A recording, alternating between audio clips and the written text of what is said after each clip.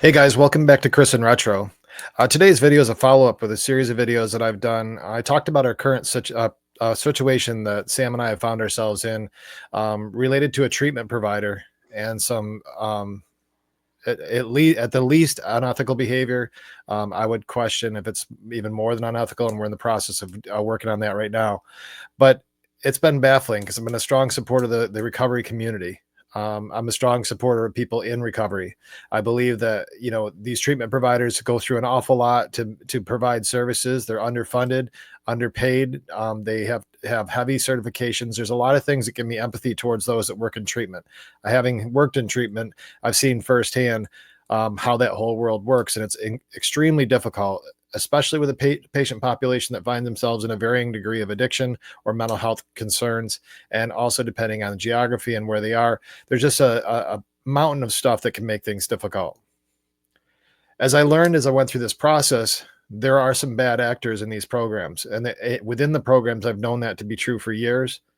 But when it permeates the organization, then the organization is also in and of itself part of the problem. And through this process, I connected with a national advocate relative to abuse in treatment facilities, and it was eye-opening.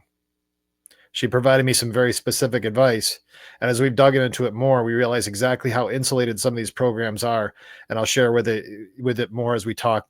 But today we're gonna have a firsthand account.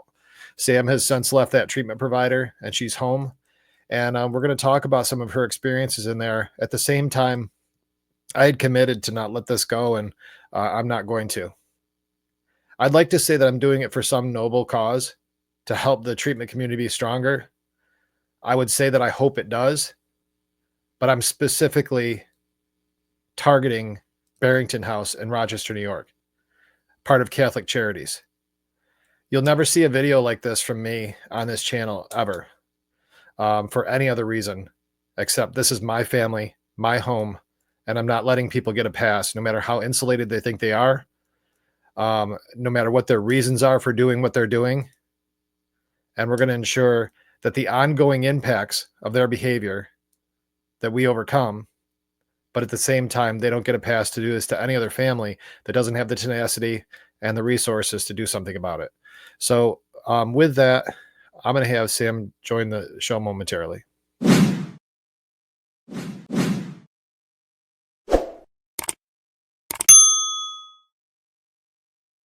Hey, Sammy. Welcome to the show. Hey there, thanks for having me. No problem. We certainly have a lot to talk about today. Sam's probably going to come across, going to probably do this a little bit more politely than I am, but I'm a couple of videos into this, so I'm warmed up. Yeah. But I'm really not interested in being nice. In other videos, I've been a little bit more vague and respectful as we were going through it, partly because you were still in the institution. But as I've looked through this whole process and looked at what we're dealing with and continue to deal with, it's nothing more than vendetta. There's nothing more about this thing than was absolute vendetta by a bad employee that got called out and then turned into a situation where, for whatever reason, this program's decided to protect itself, and they're protecting themselves at the expense of my family and you specifically. And they're leveraging a lot of things to do that. So I think that we're going to take the time right now to continue to inform people about how this can go down, give them options to see what they can do to make sure they have a voice for themselves when they find themselves in similar situations. Does that sound like a reasonable conversation we should have with them? Yeah, for sure. Okay. If I say anything that's going to get us in trouble, say, "Hey, Chris." Shh. Okay. Say, shh. Okay. All right. So yeah, exactly. No talking, no touching. I'm going to share just a screen here to talk about how wonderful they market themselves. So this is from the website when Barrington House was first launched. It's a brand new facility. It's a women's facility, and it's supposed to be a trauma-informed facility. And hold that in the back of your head. I've talked about it a little bit more on the show, but you'll find some things that, in terms of how they behaved, that are not trauma-informed by any stretch of the imagination, and they were trauma-induced agencies. So they probably should have put that in there. The other thing I find interesting, and this is really impactful for what we're trying to accomplish, is that if you don't go down the civil lawsuit route, we have options in New York State. You can file with the Justice Center and have an investigation done. The Justice Center deemed this was a discharge issue, and they don't cover discharge issues. They cover other forms of abuse, so they referred it to Oasis, the Oasis rep. I put in 3 calls to the Oasis rep, and I've not got a return phone call yet. And I couldn't figure out why that is. because having worked for a treatment provider at an executive level at another treatment provider that's not affiliated with this one, Oasis would show up. And I just couldn't figure out why. And then I saw this article. They gave $4.8 million to support this program. It's a pretty costly venture to have it shut down based on abuse, considering it has just started. It's a brand new building, a lot of expectations on keeping beds filled. And I'm saying all these things for a reason. So I don't know Lori Van Auken. She's the president and CEO of Catholic Charities, but I do know Brad Ames, who's the director of this program. And Brad Ames has been contacted by me. We worked in the same agency for a while, and I felt like we had a respectful conversation until I found out they did nothing. He wrote up a counselor for not filling out her charts, and from there did nothing. And as I dug into Brad's behavior historically, part of the reason he's not working in another treatment provider is because of his history of self-serving behavior. And it certainly is self-serving for him to not have his program blown up legally because of abuse. And so it stinks what's going on here. There's a lot of insulation around it, and we're going to continue to press forward.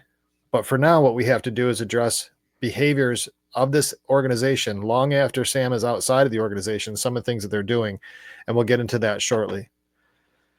But one might ask, why was Sam there in the first place? And then so this is where we get into the whole, addiction thing, did you deserve it, type of conversation and all this other crap that goes on. And so as I mentioned, it's a trauma-informed program. And Sam found herself there with an active season of use. She was in another facility, Norris Clinic, that treated her well and got her back on her feet from a substance use perspective for 45 days. And then she voluntarily transferred over to this residential program. So Sam, I guess we'll start with, when you first went in there, what did that feel like? How was it when you first went in the program? When I first went in there, it kind of just hit me all of a sudden when I got there that I guess I was just grateful to be getting out of Norris because it was, intensive, and I didn't know going into Norris that I would be there for more than 30 days. So that was hard, so I was just more focused on getting out of Norris. That when I showed up at Barrington, that it's a lot for you to kind of wrap your head around and be around a bunch of women and realize that I was going to be spending what I thought at that point just to be the next 3 months. And And just as a context, you hadn't at that point in time. I mean, we know what treatment facilities are like. You have people at varying levels of addiction and mental health issues. So you kind of going into it knowing it's not going to be a real pleasant environment. Would you say that there was anything about when you first got there really gave you any pause to say this is different or better or worse or anything than any other facility you'd been in? no. No. So it's pretty much the same old, same old. Yeah, it was I mean, after I was there for a little while, I started getting the feel for it. You could kind of pick up on the subtleties of like that things weren't focused on your recovery really. How so? Um, well, I don't know if that's what we're really getting into, but it just seemed like a lot focused around just being scrutinized about like being a couple minutes late to your meds or all of this stuff. Like if you just had a few things that like you missed meds once here and there or whatever, when I first got there it wasn't an issue, and it makes sense because you can't be perfect. But when it was time for me to leave, all of a sudden they're trying to say that I'm missing all these things, and I'm sitting here being like, I haven't done anything different than what I did when I first got here. Mm-hmm. So now it's just gotten to the point, well, now you need to come up with a reason for me not to leave or not to have to graduate anymore. Right. Now you were insured. You had insurance that was paying for your time there, correct? Yes, the DSS pays for it, I think. Okay, so your program was being paid for, so your bed was being paid for, and that's advantageous because in context, a lot of people that come in there, one of the reasons why they don't accept people is if they're not insurable. They can't know if they're not going to pay for the bed. What's the point? Yeah, you needed the health insurance. You Yeah. needed to get approved through DSS and get approved for food stamps and rent. Right. So To be they able to they stay got there. approved. You got approved for rent, and you got approved for food stamps. So they took food stamps from you for food. So the community basically pitched in the community food, and you guys were not fed on the weekends. It was leftovers, right? Yeah. So a lot of times there wasn't much food. The dinners were pretty decent. It kind of depends on who was making it, but dinners were just dinner really. But it was only served four nights a week. They didn't serve lunch or So what was the anything worst? else. So everybody had a job, a chore you called them. So what was the worst chore to have? Let's see. I think it's if you got stuck with two, like you almost always had two chores every week. If you got stuck with two of the harder ones, like one week I got stuck with um, uh, late night dining room and double bathroom, and you're paired with someone on the double bathroom, and if you're paired with someone who doesn't do their chore, then you're doing their chore, Mhm. um, and or if you switch days with them, like you're supposed to do the chore one day, they're supposed to do it the next day, and they're not doing it, then you can get penalized for that. So getting those chores wasn't fun, and then dining room wasn't fun because you have everybody's stuff in there. You have to put up all the chairs and all that. And were there times when you found that people didn't do their chore and would ask you to do them for you? Yeah, when people started being able to go out and have overnights, I'd get people asking me to do their chores, and the way I looked at it is that when I started getting overnights, I went to my friend and I paid her to do it, and it helped her out and it helped me out, so it Mhm. was win-win. But there's people in there who just ask you to do it, and then all of a sudden, like if you forget or they're getting mad at you or and or whatever the case is. So the reason I'm calling this out is because even it was even noted because they wrote a reference letter for you about your good performance, how you're a good community member, how you participated in groups, how you're going to AA. They wrote a letter about your good performance. Mhm. Right. They supported you early on because at that point in time, you were going to be there for a while. Everybody knew you were going to be there for a while. There was no push. They weren't concerned about having an open bed. And all of a sudden, you're doing everything fine. Yeah. You you were to be your treatment plan. Were you given your treatment plan when you first went in? Mm, not when I wasn't ever given it till I asked for it, but Well, you were given it in October, but because you signed it in yeah. October. Yeah. So it was a little bit after I'd been there. So you've been there for. I'm only asking the question, so it's coming from you, but I have all the timelines. So Mhm. Sam came in still in a bit of a fog after she left her detox, and was there for a while before she had a treatment plan. I mean, a couple weeks. She finally got a treatment plan in October. She signed it, or she signed it in September, I think it was, and in October it was actually implemented. And it had 8 items on there that had to be completed, and she was doing all of them and completed many of them really quickly. Of all 8, she was doing every one of them except for one was talking about tobacco, and they have a tobacco policy that says you can smoke, you just got to do it off premises. And so that tobacco policy wasn't even really that stringent in terms of what they had in the treatment plan. It just said that reasonably, I forget how they worded it, but it was pretty soft. So of the 8, the one that was weak really wasn't that much of a focus. The other 7 were really part of your primary diagnosis, and all 4 of those were mentioned in your treatment plan. None of those had anything to do with smoking. None of those had anything to do with any other drug other than cocaine, heroin, and alcohol. And that's something we've talked about on here. Those are your substances of choice, and also, your depressive, your clinical depression. Those are all things that were considered primary diagnoses. And the treatment plan was written based on that, and based on your performance. On or about the 25th of November, you should have been discharged. Yeah. So up to that point, everything seemed to be going fine. Now, concurrent to all this stuff, you're going to another facility that's independent of that program called Baden Street. And Baden Street has performed remarkably with you, in my estimation. I would wonder what your thoughts are about them. No, they've been really a fresh um a breath of fresh air. I'd say fresh. But because it's hard, I think like you mentioned in the beginning, it's hard to be a treatment facility. It's hard to be in that field. There's a lot of ups and downs to it, and getting disappointed and things like that. So I think it's a hard business to run, but Bain Street has done really from their staff at the front, their receptionists to the counselors to the doctor to everyone. They all actually care about the people there, and the difference is remarkable, I think, in my Right. opinion. I mean, they listen and they don't feel like they're out to get you. They feel like they're trying to work to get you better. Whereas Barrington felt very much like a business and they were managing their business.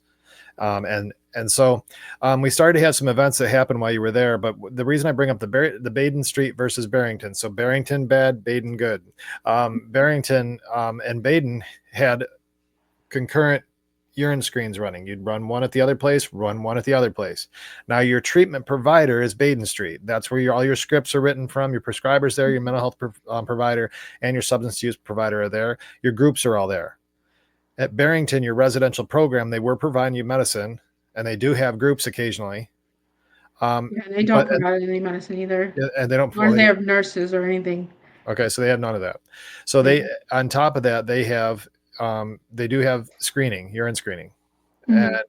in that urine screening, both sides, both programs were showing clean urine screens all the Mhm. way through. And no issues or any concerns all None. the way through. So, Right. And which and was still brought there. up on my one-on-ones, that everything looked good. Right. Everything was good up until all of a sudden they're saying I'm missing. That was what was really frustrating. Besides them switching what the plan was that I wasn't doing stuff right anymore when I hadn't changed who I was. So. So we ran into. So here's where things really blew up at Barrington. And you guys can make your own assessment of it. I'm trying not to be biased, even though I've got a ton of bias and a ton of anger about this. We've had everything was fine, and she was discharging on September 16th or December 16th. She was coming home 2 weeks before Christmas. She was going to be home. The home was prepped, ready to go. She's supposed to be discharging. Now they weren't going to give her complete. They started messing around and saying they weren't going to complete her. Now we're a month after her November discharge date. A month. And they weren't And telling me this until the day I'm leaving, right. that I wasn't gonna get it complete. That yeah, exactly. So like within that few days, she wasn't going to get it complete, but we were being told the 16th she could leave. Now we have child protective services involved in this because of substance use and things like that. And so they had to be communicated with, and they wanted a complete from this place. But they were even willing to have Sam come home on the 16th without a complete. So we were all good to go. Sam goes to discharge, and her counselor is a no call, no show. Supposed to be in at 2, doesn't show up at 2. Oh, she'll be here in a couple hours. Oh, she'll be here in a couple hours. Sam's completely packed in her room wondering what's going on. Woman never shows up. She calls in, doesn't show up that day. Sam tries to reach to another counselor. Counselor says she can't discharge her because Sam's chart is not complete and they don't know where she's at in her progress. Then the next morning she This talks was to the all house. to find out that they were just doing that to keep me there. They could have discharged me. They could have discharged you, but Yeah. they lied about whether being able to discharge you or not. And on top of it, they admitted the night counselor admitted that your charts were not complete. Mhm. Then on top of that, so the next morning you get with the house manager, same old nonsense. So I then got involved and called Brad Ames. Brad went over and then wrote up the counselor for this whole thing. Now that stirred up the whole hornet's nest. And at the same time, CPS has not been getting any contact from them. I was basically playing air traffic control to get them to even reach out to CPS because they can't stand CPS. But then at that point, it was very clear that Sam was not going to stay and they were going to try to keep her in that bed because they didn't have the beds filled. So when this started to go on, now all of a sudden, Yeah. every allegation on their son started coming out. They started leveraging CPS. Sam did not come home. She missed Christmas. And we went to a family court date to settle the CPS situation. And while we were in court, we get a text message from that had apparently been given information given to them by Barrington. In court, we get a text message saying that Sam and I are fighting. Sam's having night terrors, and not she's not engaged in the I program. don't care about the program anymore, and um, that they have concerns all of a sudden, and just a huge list of didn't mention anything positive, and later on when she apologized to me about it, she's saying that she told her I was the best client that she had and all this stuff. And I don't know who's lying, but either way, they used that because I didn't have any legals tying me there. Like a lot of people have legals, and they can rely on those people not leaving because most people don't want to go to jail. So um, but they used that same concept and Well, they went leveraged to it. CPS. Yeah, You they know, leveraged your need to get home with the girls, for yeah. sure. So they're telling you your best client, but yet they're doing this punitive stuff with CPS. So somebody's lying. Either the person at CPS is not listening and saying what they want to say, or Barrington's lying, and I think it's a mix of all things. So on top of that, so imagine this: if you're Sam, you have all your freedoms at this point. So this is the other part too. They were progressing her all the way through her program to the point that she was actively working in real estate during the day. She was seeing the kids almost every single day. She was having overnights in our home, and they dropped her back to this phase 0, which means that she gets 15-minute breaks a day, and the rest of it's in this facility. So she went from a path of recovery and a lot of freedom to basically none, when one of her primary diagnoses is depression. And it really started to set off what I consider to be a major depressive event that can lead to an impairment. I think there has been some impairment because of it. So you went down this program. We started dealing with all this stuff in the system and finding all this nonsense. And now they're starting to make allegations about all kinds of crazy stuff. And you did do a few things wrong. You brought in a vape twice. And we're in a freezing cold Western New York weather. We had everything off premises for you to be able to use. And she forgot it in her coat, in a big winter coat, trying to get inside in her 15-minute break in the winter. Mm-hmm. So, I mean, it happened. And she found herself in a situation where it wasn't even, there's no chance you can turn that stuff in because nobody's going to give you the benefit of the doubt, right?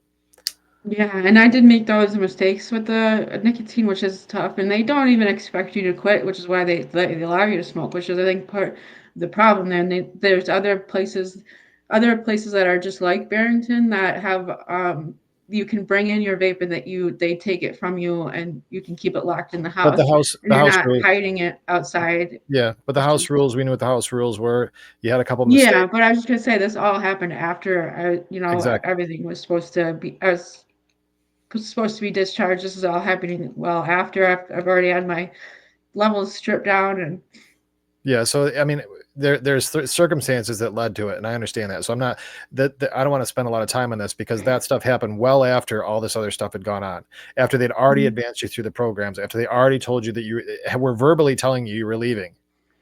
And now you're getting all this stuff happening. And now they're also getting in cahoots with CPS and lying to CPS. Every time CPS would call, they get a different story, but the most egregious things they'd hang on to. So in the end, we got a discharge and got you out of there. Now, we've run into a few things that have been really important. One is the inconsistency of reporting that came out of it. And we've been feeling a couple things. One was it started to feel like vendetta. And the second thing was it seemed as though they were trying to keep you there for a bed because you were money for that bed. Now, I can't remember at the beginning, I said this is a trauma-informed facility for women.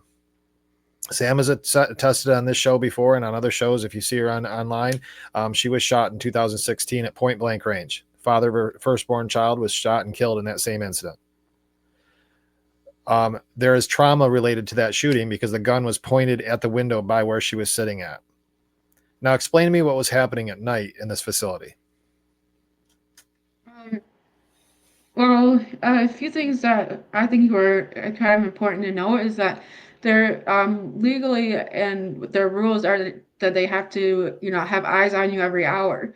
But the night staff acts completely different. During the day, if you get checked on once an hour, then that's the most ever. Sometimes it's a couple hours, but at night, it's the night staff will be bursting into your room at every 30 minutes with flashlights and shining their lights coming into the room.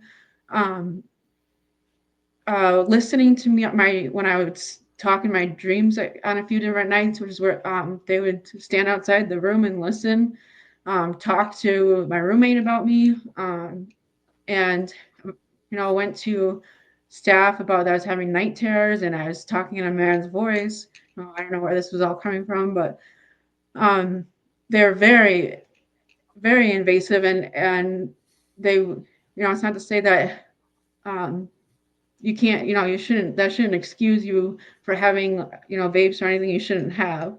But it was Well, I'm definitely specifically, not recovery oriented. I don't think it's more well, just, you've had other traumas in your life, but the reason I called out that one was what specifically would Carmine do? oh, she had, well, a couple few different times she ripped the blanket off me, or she would come in. I had like a candy wrapper in my hand one night. She was like, "What's in your hand?" And like came over and like would open up my hand. I'm like, yeah, I mean, suffocating over. I could see them doing that, but what about the flashlights? Yeah, shining in your face and Right, which is all traumatic, around. which is a pretty significant thing considering you've been shot at point blank range to be woken up with a flashlight in your face.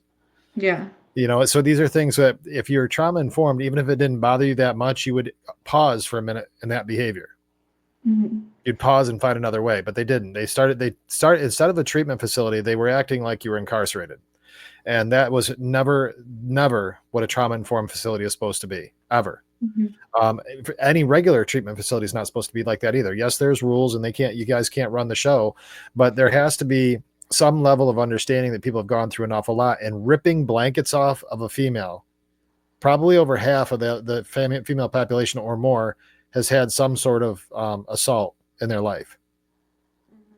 Yeah. Beds and blankets, I would think, are not things that you would want to rip off a woman that is in a trauma informed facility. Yeah. Yeah. I Or wouldn't just think you would want to shine flashlights in their face, especially considering many have had law enforcement contact. Yeah, no, I think it's really bad. And that even more than that, what I think they did is they know as a woman facility and women who are in recovery and often have problems with the law or problems with CPS. A lot of women are trying to get their kids back or trying to get back home to their kids. Are being, no matter what, they're separated from their kids, except for the few people who could have them on for like one night on the weekends or something like that. They you'd think they would be extremely supportive in trying to get you back with your children, and instead they did everything to ruin that possibility, and even more so after I'd already left the facility. Right. Um, So we'll get to that next. So this is where I believe it to be vendetta. So um, after they got caught after they got caught, basically just caught, and somebody got written up for their behavior specifically with you. So they acknowledged your good performance by increasing you through the phases and saying you were leaving.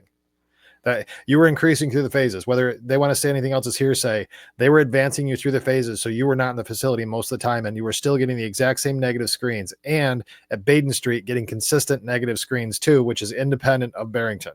So we have corroborating evidence that you were doing everything you were supposed to be doing from a substance use perspective, and you were growing your life back, and you were going to AA, and you had a sponsor, and you had a job, and you were with your kids, and there was nothing going on. You had no further legal ramifications. Everything was going the way it should be. And we had this third party who's your treatment provider corroborating everything and supporting you, saying everything's fine. Then we cross that line where people start getting in trouble. CPS is heavily involved, and they start now cooperating with CPS and giving them more information, when the only reason they'd call CPS before is if I called and I told them they had to call them. Now all of a sudden CPS is their buddy to get you to stay in the bed. So now they started leveraging CPS, and CPS was not going to let you come home. We then pushed the issue on that and we got your actual treatment provider wrote 2 supportive letters of us getting you out of there, and actually cited the decline in your behavior and affect, and an increase in your depression substantially. And she attributed it, this was your mental health provider, attributed it directly to the behavior at Barrington and how they were treating you, and wrote multiple letters, put her license on it and everything, supporting what we've been saying.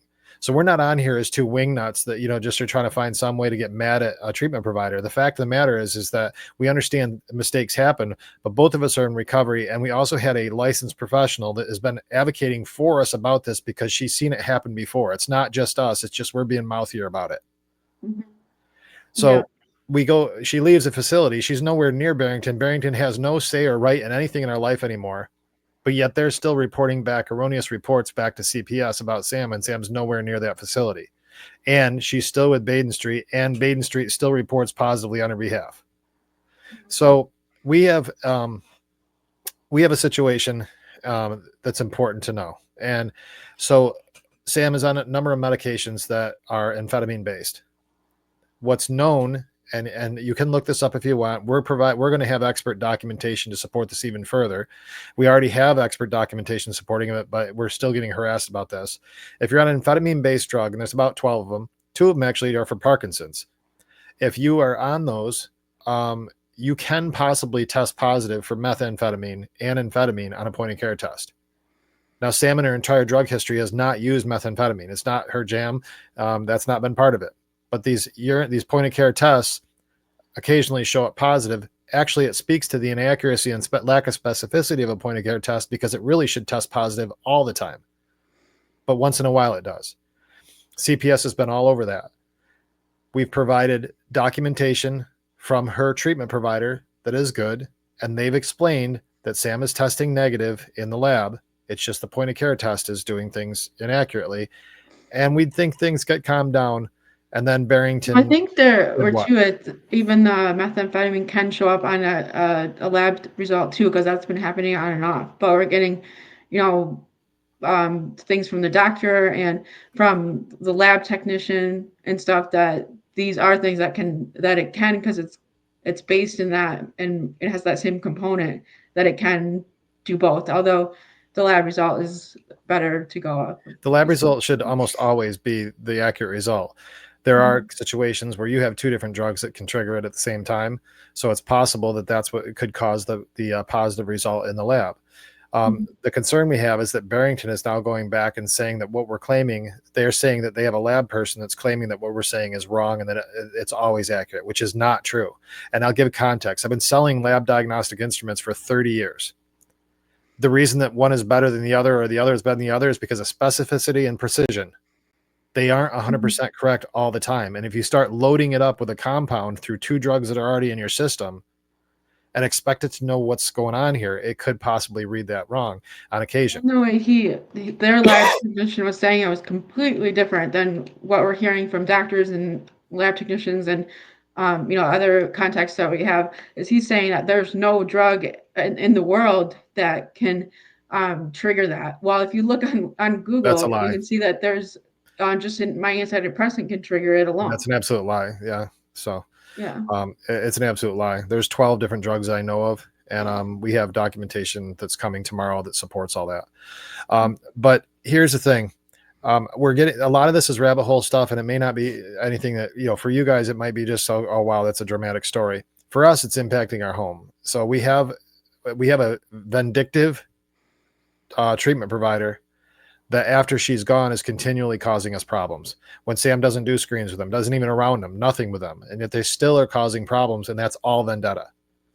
And Yeah, CPS even is, more so, she decides to start looking at my screens 10 minutes before when I'm out the door leaving, is Mhm. when this is brought to my attention for the first time ever.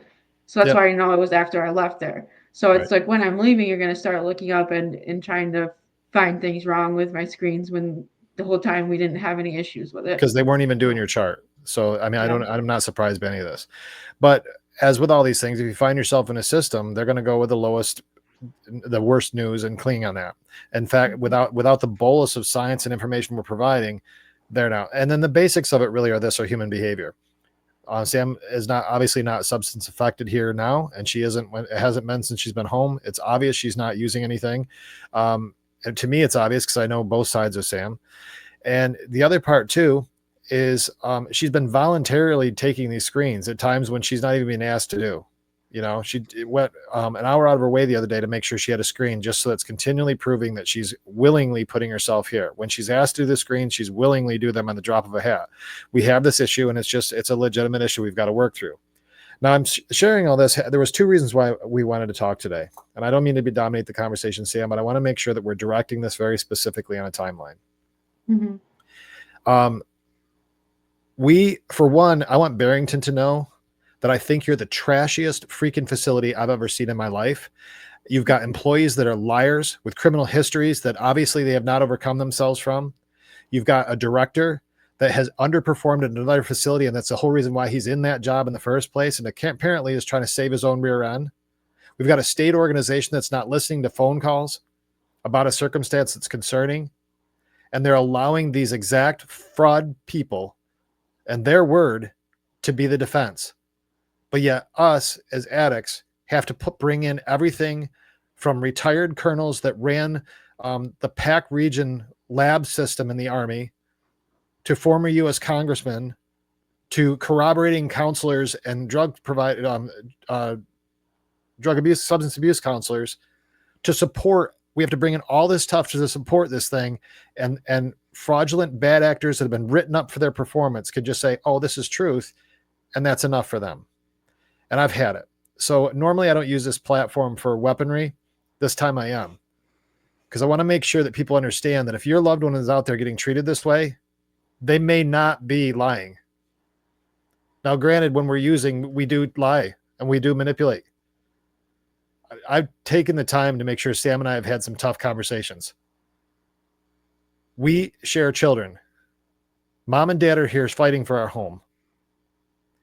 And I'll be damned if I'm going to sit around and let some half-ass performer in their job that doesn't show up for work destroy our home when everything else has been victory.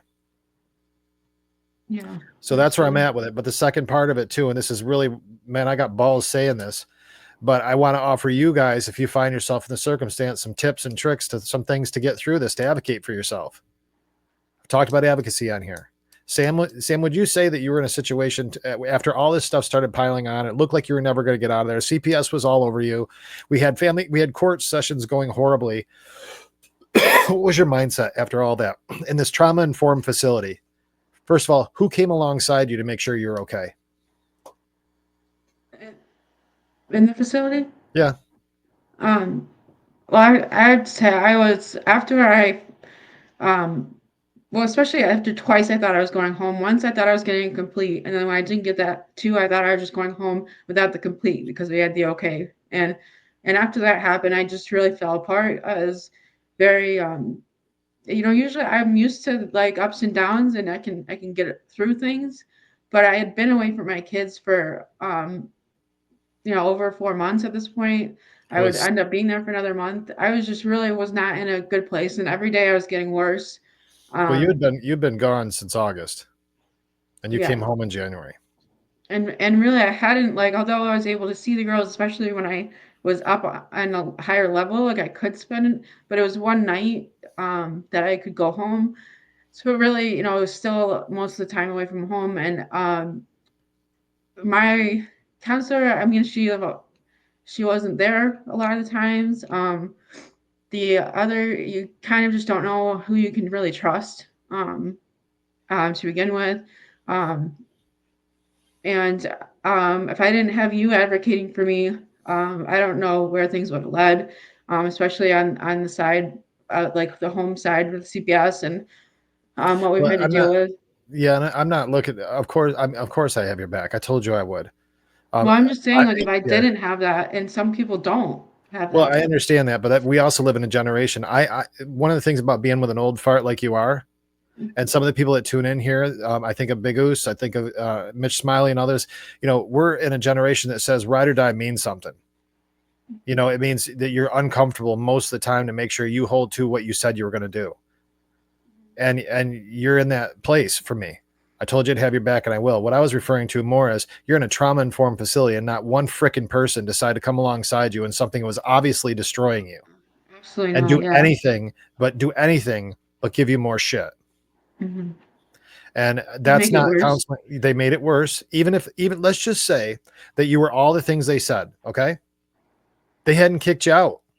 So whatever rules you're supposedly doing, we're not violating rules that they felt were unsafe for the community there. So they kept you there for some reason. I wonder what that reason is. If it wasn't for the bad, which I think it is, if it was there for your well-being, then why were they not doubling down on your well-being and talking to you and helping you through it and being alongside you and recognizing this was a low? How is she? Is she okay? None of that happened. Yeah. Yeah. I think the and if evidence I is very didn't, clear. The program, why are things not being addressed? I'm just being, put through the program and elevated through the program.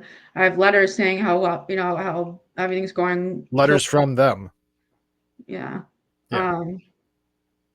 So it was really tough to deal with that. And then it was kind of just came out of nowhere because this is just all, snowballing after I thought I was just going home today, finally. And you got to be, the women in there that are having their own problems and stuff. So there's not, there's not a lot of there, at least in this case, there wasn't the help that you really need when mentally and emotionally and just mental health wise is one of the biggest problems we have with our substance use, and really, especially in a residential program, um, you think would be addressed. Mhm. Yeah, no, I'm with you. I am. And Mm-hmm. I waited to do this video for a while, and and trust me, I'm not a keyboard warrior. This is just part of the program here. This is just an awareness thing to say, look, just because you put your loved one in a treatment facility doesn't mean they're being treated well. And if they come to you and say they're not, they might not be lying, especially if Mm-hmm. they're at Barrington House, part of Catholic Charities in Yeah. Rochester, New York, on East Ridge Road. What is it? 385 East Ridge Road. If you send a woman Yeah. there, keep an eye on things, Mm-hmm. Yeah. especially if you've got insurance to pay for the bed. Watch it, because they're not working their treatment plans. Yeah. So we find ourselves in a situation. You came home, and it was very obvious that you'd been through hell. You know, depression takes on different things. As I've been reading a book recently and trying to connect with you on depression, understanding what it's all about, it manifests itself as a self-defense mechanism. Your body's trying to survive, and you were shut down for a little bit. And I'm seeing you come back to life. You're back doing your real estate stuff again. You're great with the girls, real helpful around the house, and connecting with us as a relationship. With our counseling that we go through together. You and I are going through a tremendous amount of healing. We've got our own stuff that we got to go through. We've had challenges in the relationship that we got to work through, but we have the opportunity to do that now because we finally got to fix our home because we got beyond a treatment provider. What the freak is that? You know what I mean? They were supposed to be part of this whole Mhm. thing.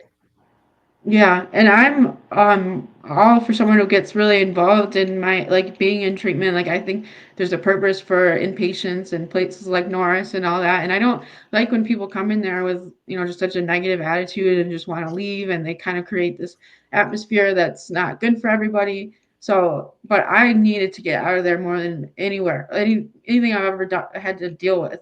And just walking out of that facility, it was crazy, like just the craziest feeling I've had of a sense of relief. Like I didn't even know what I could feel this way anymore. Mhm. Well, we got you beyond there. And now, we're fit to fight. We'll deal with what we got to deal with. Our home, it matters to both of us substantially. And so we're doing the work, you know, for those that tune in, and if you're tuned in, or any of you putzes over there are tuned in, I'm not playing with any of you. And I'm not obsessed over you.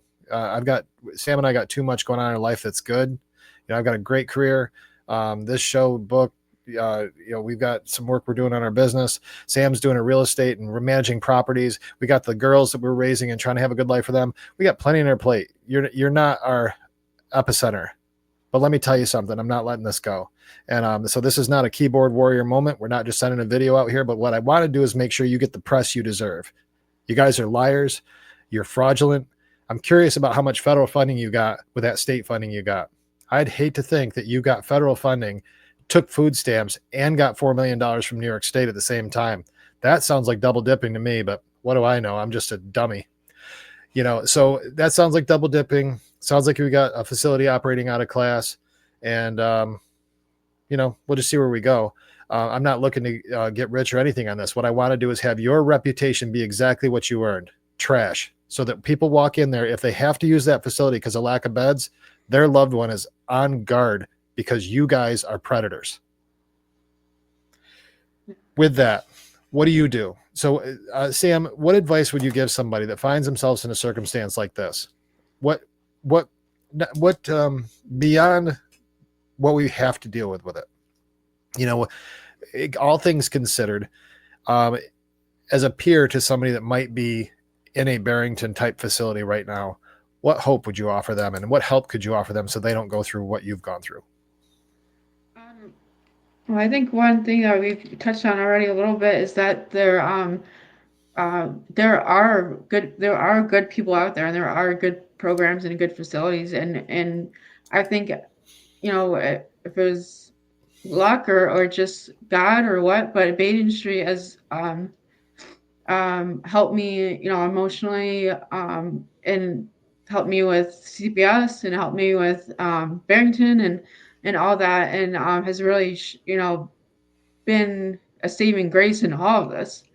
And I don't know, I think a lot of things would have gone wrong if it wasn't for having them. So, Having a backup, not, especially if you're in a residential facility where like people are going to take their word over anyone else's, and that's just the case because you live there. I feel like, but they're not like Barrington doesn't even prescribe medications. They don't have nurses or doctors there.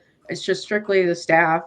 Um, but if you have some sort of other program that you don't just have this program, vouching or saying that you're doing all these things wrong, Mhm. um, and and then having your own support systems, having a sponsor working the steps, having ways to distract yourself when you're in these facilities.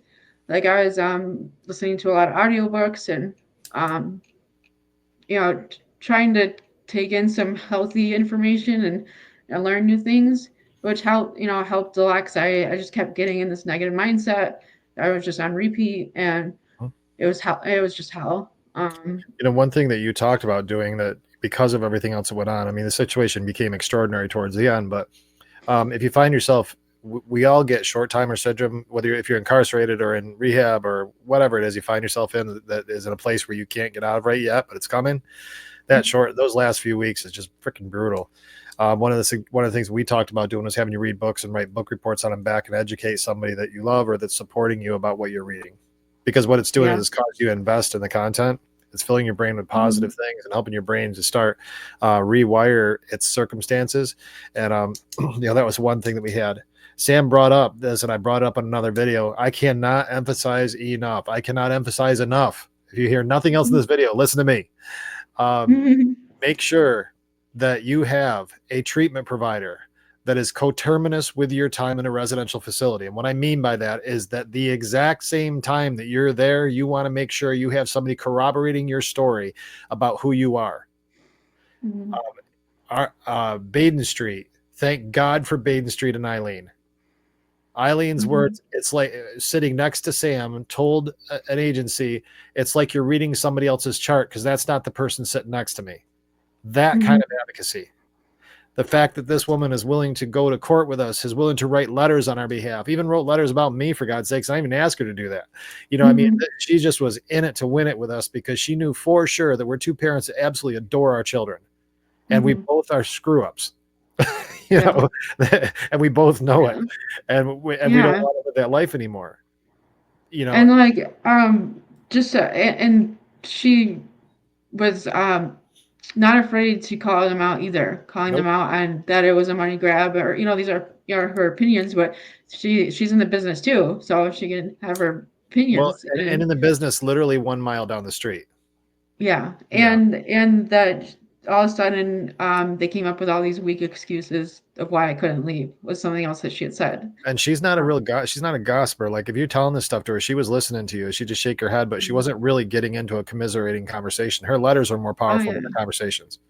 Yeah, and that's the other thing she would always say, I just don't want you to be too down about this. Stay, not the like whole stay positive, but she had her own way of saying it. But like, don't get, don't be too depressed about this, and that kind of thing. She would definitely keep the focus on that. And I think if you keep doing the right thing, um, and you keep, having people advocate, or when they, if you can have people advocate for you or advocate for yourself, and um, doing the right thing, and hopefully having enough people to start, vouching for that, it'll help. But One thing I have to address too while we're here, Sam's been on other shows before, and because she's white and she's pretty, they assume she's in some Camp Cupcake. This was not Camp Cupcake. It was in one of the roughest areas of Rochester. In fact, one night she walked in the building, and an hour and 15 minutes later, a guy was shot 3 times in the chest and killed right where they smoke. So it's not exactly Camp Cupcake in any way, shape, or form. It's one of the hardest areas of the city, and both facilities. Actually, Baden is even worse in terms of where it's at. But the thing is, like, they understand, they can tell legit. They face a lot of desperate lives with a lot of desperate things. And they realize that we were being hustled, and they can smell a street hustle. Eileen can smell a hustle better than anybody. Because I mean, that's one thing about having people that live in that environment. They get it. Mhm. They can smell right through crap, and she definitely did. So I co-sign Baden Street a lot.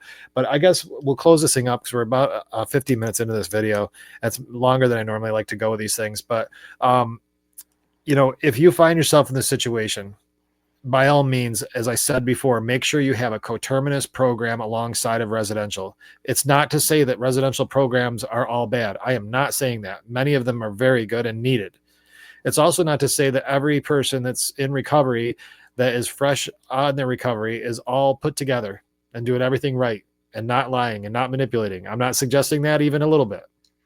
What I'm saying is don't dismiss that everything they say is just that. What I would say is that when your person is pleading for help, listen, listen. Yeah, absolutely.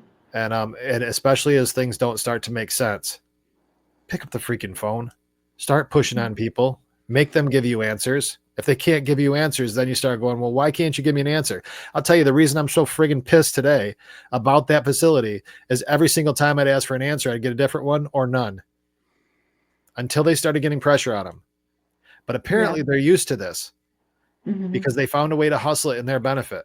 So that's somebody that's got some seasoning of screwing up when they knew how to spin it to help themselves out and be vindictive for Sam and keep her in the bed a little longer while they're trying to fill their open beds. So Yeah, and all on this, that note, I guess I'd be sorry real quick. Be a little weary of facilities that always have open beds, yeah, and that those beds, like the whole time I was there were open beds, and quite a few of them. which is a Um, massive red flag in Rochester, New York, in the middle of the freaking yeah, winter.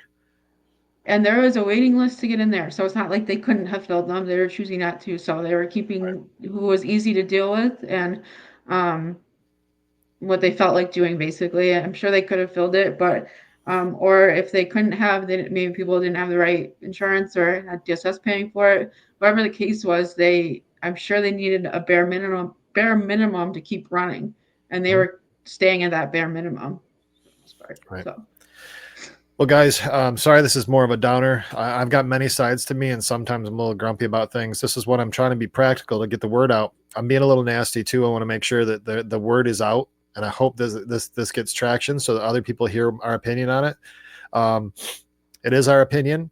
We believe we've got support for that opinion documented. We've also got advocacy that's saying that we're not out to lunch on this, or I wouldn't even be on here if it was just Sam and I and we've made plenty of bad decisions in life. I wouldn't go popping off on my channel about something that was just us because her and I can go into Walmart and we can probably leave with a problem. But yeah. this is based on the fact that we've got some people with a lot of letters after their name saying you're right. And so we are in the middle of a situation that we will continue to navigate. And the reason for it is because we believe in our home. We believe in each other's ability to be strong. And we also recognize our own fallings and want to make sure that we don't ever go back. Mhm. And part of that is dealing with situations and potentially the spiritual context of this, where these environments are introduced to us to try to get us to stay in bad places and we don't choose to. Mhm. Any final thoughts, Sam? Um, No, I think we covered a lot of it, and not to get into too crazy details. I made mistakes too, but I think that's part of being in recovery, and I think that a lot, if you're a good facility, you would come alongside when when you see that they're trying to do the right thing. I think that's really important to have people on your side. Yeah. Progress over perfection. Yeah. We're making progress. We're not perfect. Well, guys, I hope this video was entertaining for you. Just kidding. I'm hoping it was informative for you, informational. If you're going to go to Barrington, don't, unless Mhm. the only option you've got, because they will play a game with you at some point or another. It's a nice facility, but Mhm. that's about all they got going for them.